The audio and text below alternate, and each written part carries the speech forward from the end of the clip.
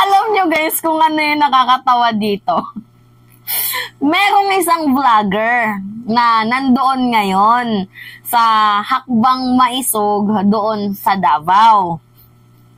Tapos guys, mismo inopen ko yung live niya. Pinagtiyagaan ko.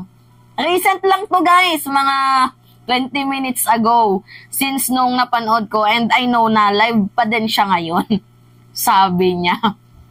Tingnan nyo guys, punong-puno, siksik.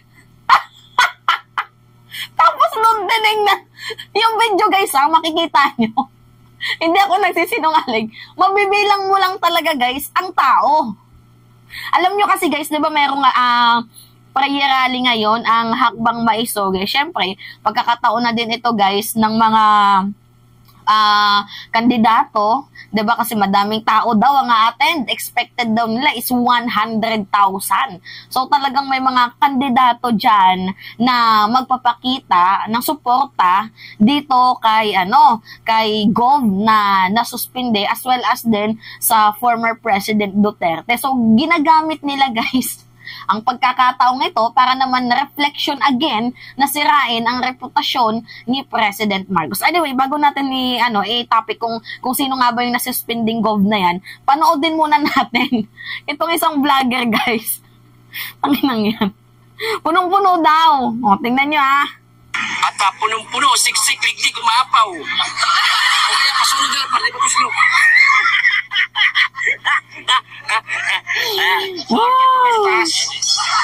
Ito po ang kaganapan ngayon dito mga kababayan. Nakikita niyo yan guys. Davao Sports Complex. Davao Sports Complex daw. Ayan. Ito po. Bilang na bilang nga lang yung tao. Ayan okay lang. Puno daw. Puno, siksik, nag-uumapaw. Kasi mahaba-habang laban ito. Tsaka marami-raming pasabog ito ni tatay. Wow! Yo, pahinga ko mamaya. Okay.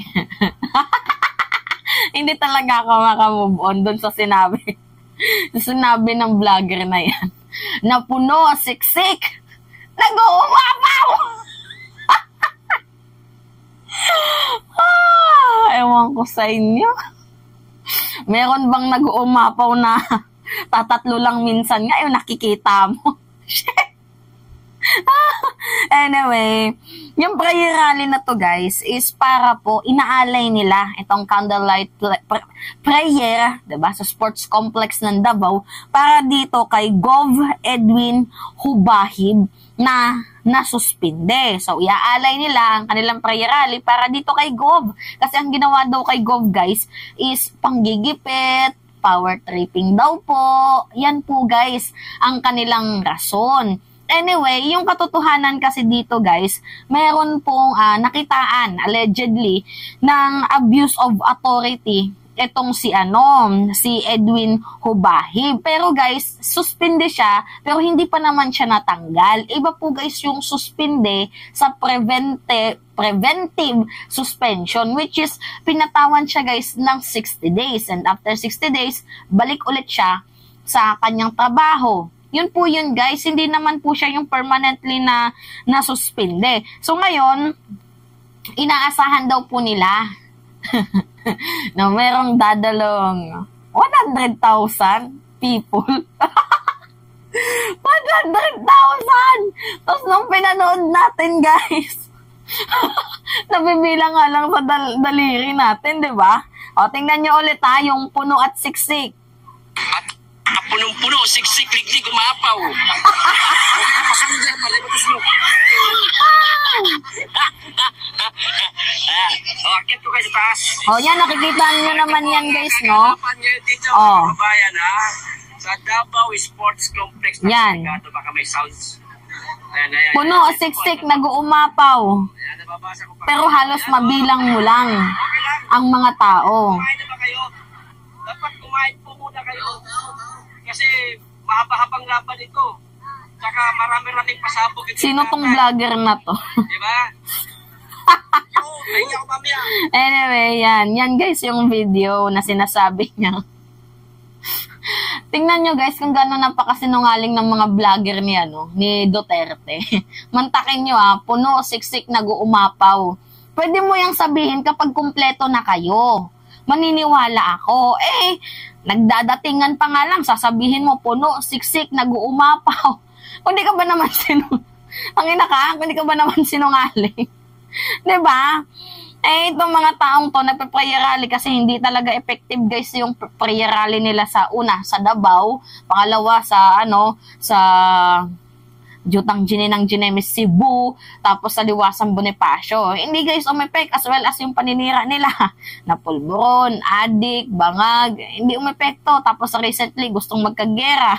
Ang nangyari sila ngayon guys, yung binalikan kasi sinisiraan nila si President without knowing na nilalaglag din nila ang kanilang patron. Diba?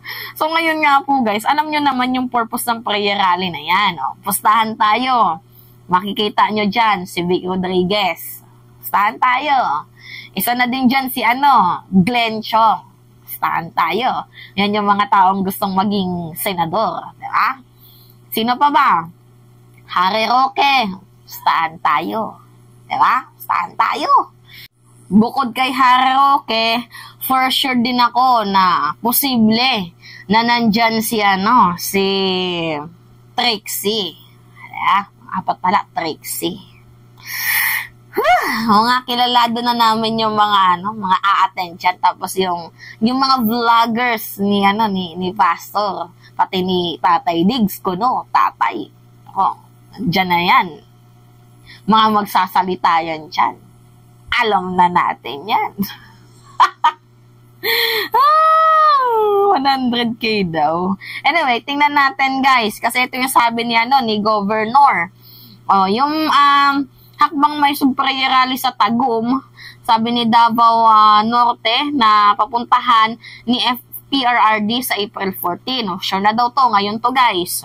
Tuloy na daw ayon kay Gov. Edwin Hubahib. Yung napag-isipan po namin, yung napagmitingan po namin noong una, nasa 100,000 po yun. Tuloy daw po yun, guys. 100,000, nilakihan pa, guys, yung letter, Pero baka masobra pa. Shit! Laki ng budget. Baka marami pa daw ng darating dahil sa nangyayaring ito sa operasyon na ginawa sa akin. Operasyon daw yung ginawa sa kanya. Walang due process of law, political harassment daw, at power tripping. Hindi ko po alam, baka sobra-sobra ang darating na bukas ng gabi sa rally pong ito. Which is yung tinutukoy niya is ngayon. Ulitin ko guys, ang nangyari kasi dito guys kay Gov is nakitaan siya ng abuse authority, which is nag-lead sa kanyang preventive suspension. Kasi guys, ang mangyayari kasi dito, iniiwasan na baka mamaya ma-impluwensyahan niya yung gagawing investigasyon. So that, ang ginawa sa kanya, sinuspinde. Which is, para sa tinutukoy ng ng mga gagong to, itong mga supporters ni Digong, sinuspindi ng walang dahilan, para namang ang babaw ng Malacanang kung suspindihin si Governor Hubahib ng walang reason. Pwede yang balikan ni Hubahib kung tutuusin lang, 'di ba? Kung sinuspindi siya ng Malacanang ng walang rason. Napakalinaw po guys ng rason. Meron pong abuse authority. And then magsasagawa ng investigation, ang gusto nila yung malinis. Diba? Kasi baka mamaya ma-impluwensyahan ni Hubahib, ni Gov Hubahib. So that, pinatawan siya ng preventive suspension, which is 60 days lang naman. 60 days lang naman, tapos iiyakan kayo. Ginamit nila guys itong pagkakataon na to, gagamitin nilang pansamantala.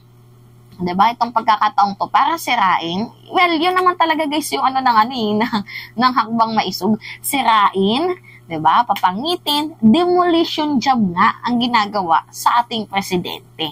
Now, natawa lang talaga ako, 100,000. Tapos sabi, nag-uumapaw, nagsusumiksik. Malakas ang amas ng nag-content na yan. Anyway, tingnan natin mamaya. It's me again, si Mima Alicia nyo. Tagbabalik ulit para sa ating panibagong video.